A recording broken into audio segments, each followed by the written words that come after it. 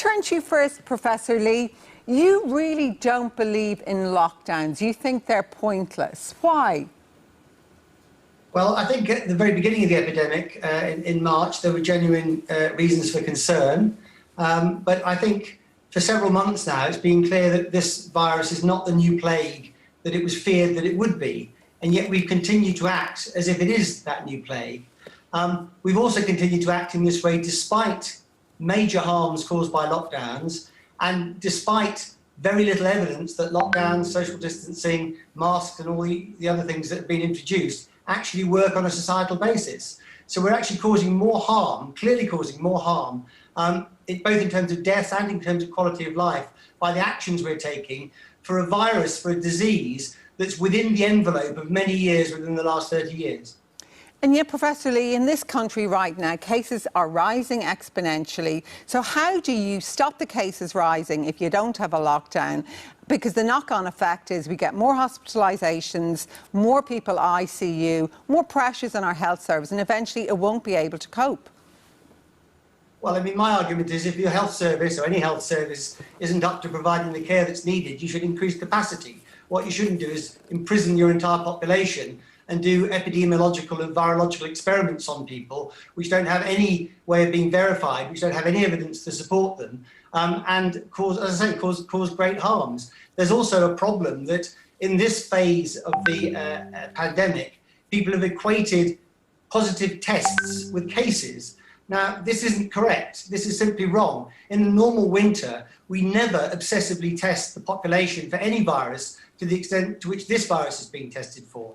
And the fact is, if you have a positive test but you're not unwell, you cannot be regarded as a case of this disease. You're just somebody who's got a virus. The only people who in a normal winter turn up as cases of this disease are people who are admitted to hospital, people who become seriously ill. And they're a very tiny proportion of the number of positive tests that you would do if you tested everybody. So the fact is that for people under 70, the infection fatality rate for this disease is 0.05%, which is about half of flu. And it's likely to be even lower than that because, of course, we don't truly know what the denominator is because we haven't been testing in the wider population. And many of the tests that have been done, the antibody tests, are the wrong tests to be doing because we should be testing people's T cells, which would show that a lot of people already have pre-existing resistance to this virus. So on very many levels, the approach to this virus, both scientifically and medically, but also in terms of societally, what we're doing with this is simply wrong. My view is that we should have no more lockdown.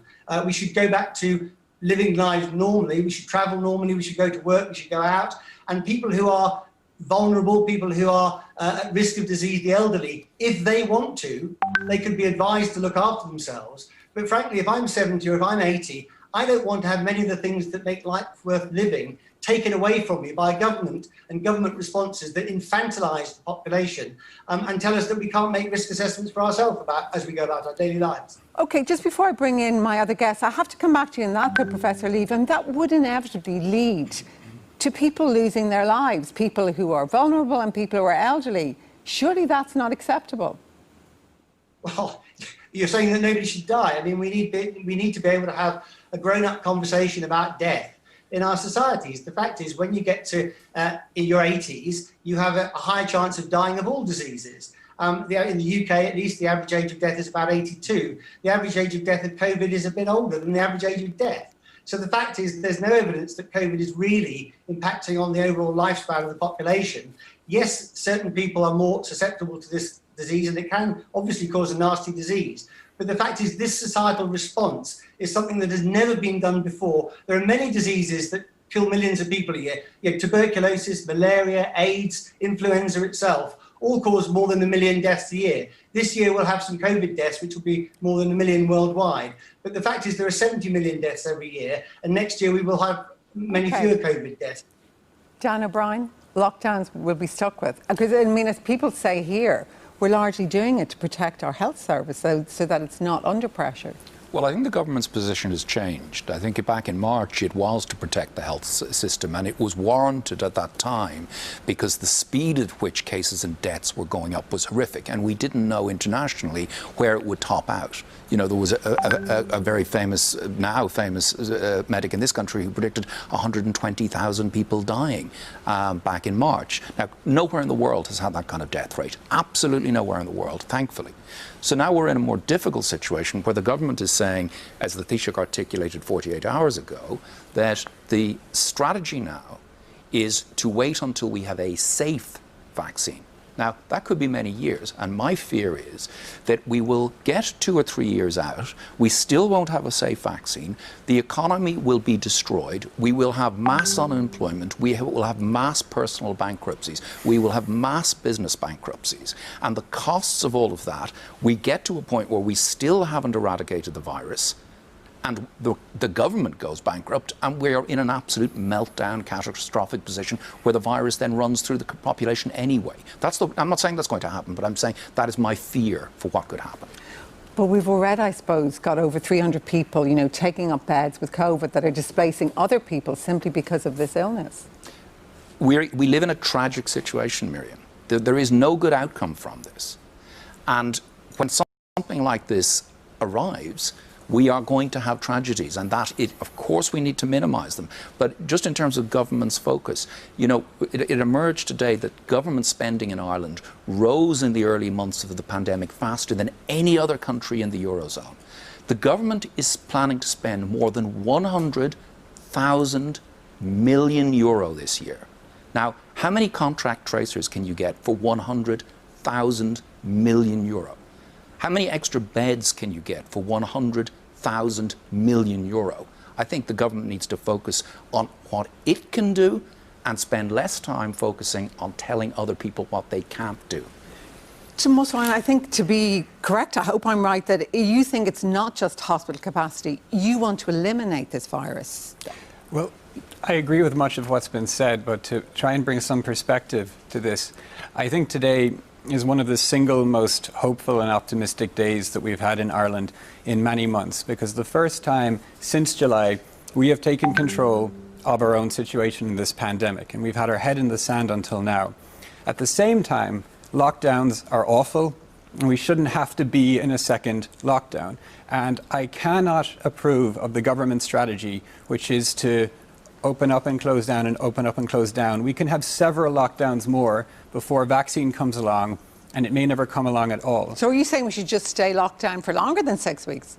I'm saying that what we're doing is not working. So what would you do? I think that the government are not equipped to come up with an effective strategy or to implement it. And when we think about who's suffering most now, we often pay respect, rightly, to our healthcare workers, but I think at this point in time we need to be paying a lot of honour and respect to the business community who are going to be suffering very much in this lockdown. But what we really need from them is we need them to contribute to our leadership in this pandemic, both in forming a strategy and in implementing it. And the way to think about this is not to look at the UK or the US, where we've seen evidently high death rates, which we still don't want to experience. We need to reverse engineer the best countries in the world, Australia, Taiwan, South Korea, New Zealand, and we need to apply those lessons to Ireland. And yet, Tomas, comparisons, sorry for cutting across you, are invidious. I mean, I think what's interesting is, do you think we should be longer than 6 weeks at the moment? And if so, how long?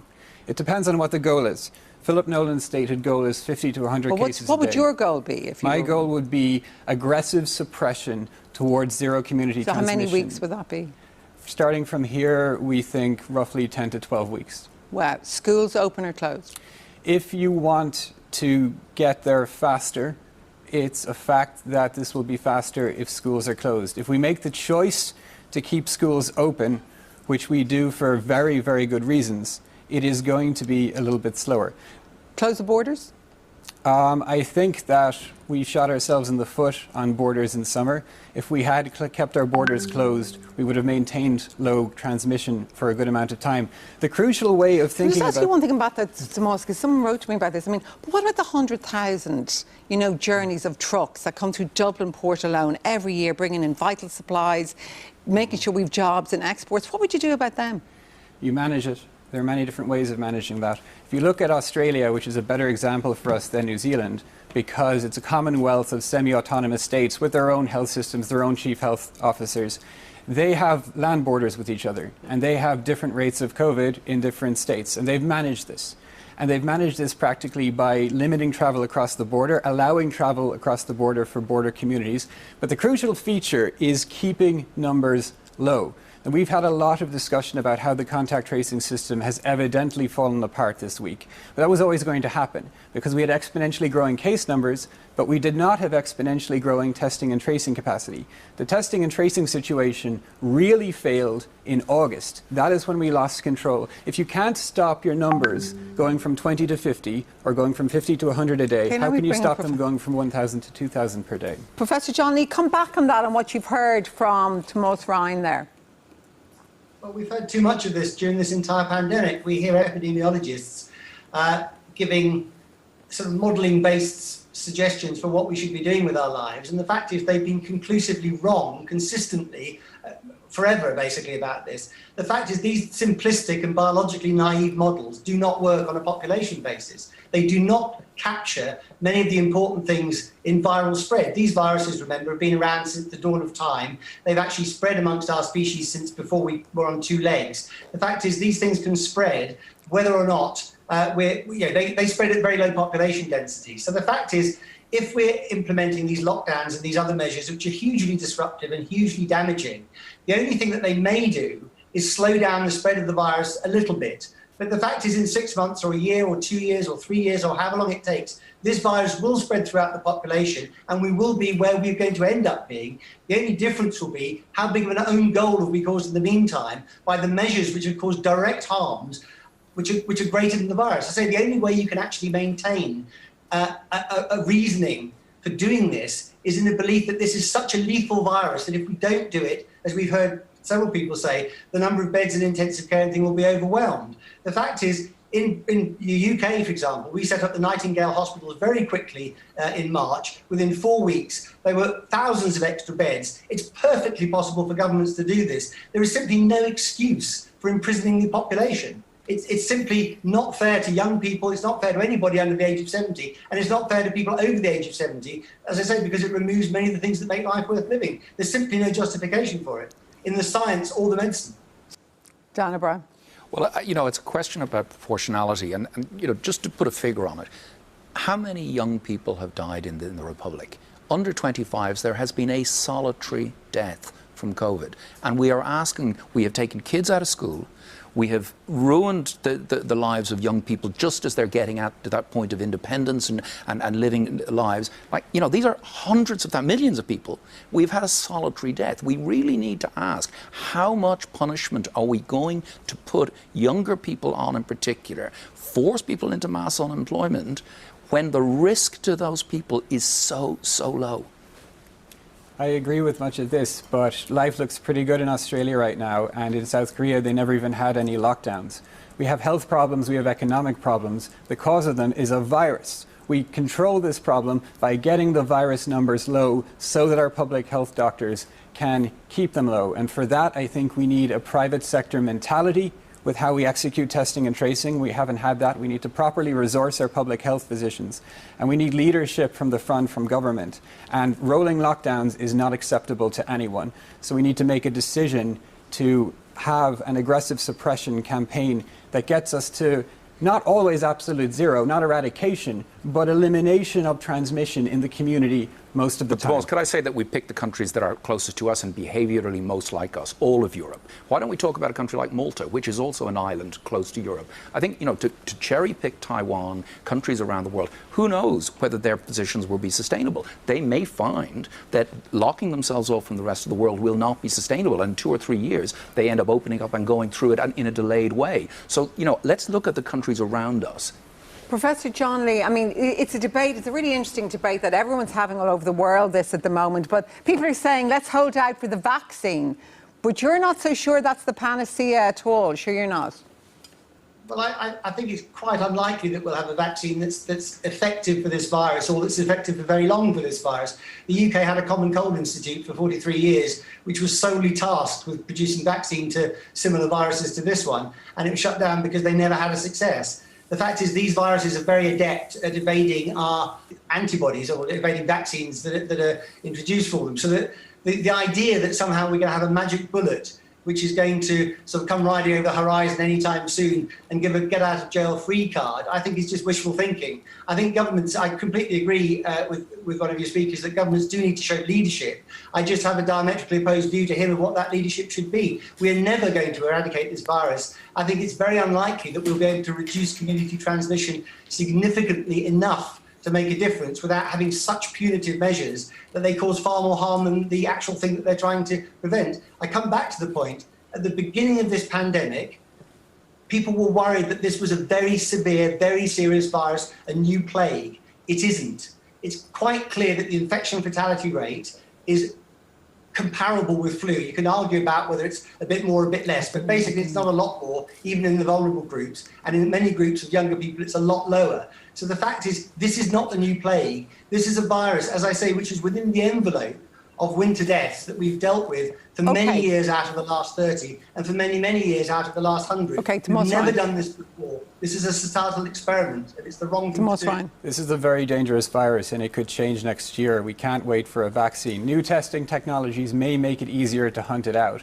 But right now, a lot of countries in Europe are getting it wrong. But if you look around the world, about 1.4 billion people are living in effectively a zero-COVID situation. Big countries, small countries, democracies, authoritarian states, islands, countries with highly connected land borders. They're all doing it under different circumstances. We need to learn from all of these cases and engineer our own strategy that will work for Ireland, and we need to get it right this time. OK, well, listen, thank you, all of you. I could listen to this forever, but thank you, Professor John Lee, Thomas Ryan, Associate Professor, and Dan O'Brien. Thanks so much.